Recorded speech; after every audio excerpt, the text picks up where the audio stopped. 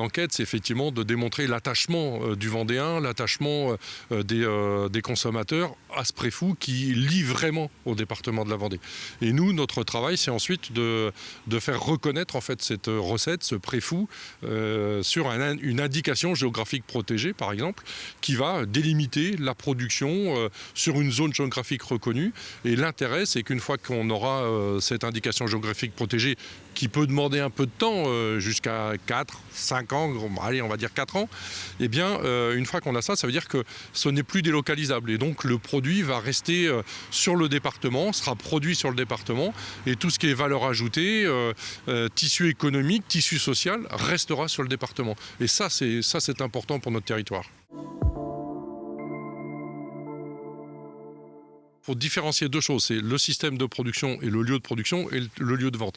En fait, dans une indication géographique protégée, on va voir où ça va s'arrêter en fonction de ce que va nous dire l'enquête. Mais on pourrait très bien dire, eh bien voilà, le préfou, il est fabriqué forcément en Vendée, le préfou de Vendée. Alors quand je parle du préfou de Vendée, on parle du préfou beurre ail, exclusivement. Et donc on va faire que le préfou de Vendée soit fait, produit en Vendée. Par contre, il peut être vendu n'importe où en France, il peut être exporté, bien sûr, au contraire. Mais par contre, la production, jusqu'au conditionnement, ne sera fait vraisemblablement que sur le département de la Vendée ou sur une zone géographique bien reconnue, quoi.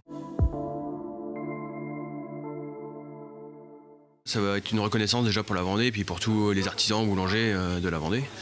Ne pas dénaturer le produit aussi par toutes les façons qu'on voit au jour d'aujourd'hui.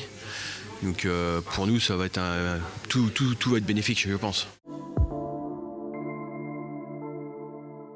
Alors une fois que l'enquête va être terminée, c'est-à-dire que nous, on va pouvoir abonder dans notre cahier des charges. On a déjà la recette, on a déjà des choses décrites, mais on va pouvoir abonder en fait dans la notoriété du produit, l'historique du produit. C'est ce qui nous manque aujourd'hui.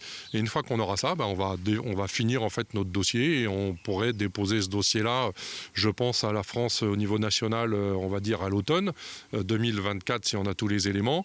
Et on a d'abord un passage en fait en France avec ce qu'on appelle une enquête publique pendant 2 mois. Enfin bon, voilà, c'est un peu où tout le monde pourrait répondre ou donner des avis. Et puis ensuite, ça part à l'Europe. Et là, on repart encore pour 1 an ou 2 avec la même chose sur les autres pays européens. Donc voilà, c'est un dossier qui peut aboutir au bout de 4 ans normalement, quoi.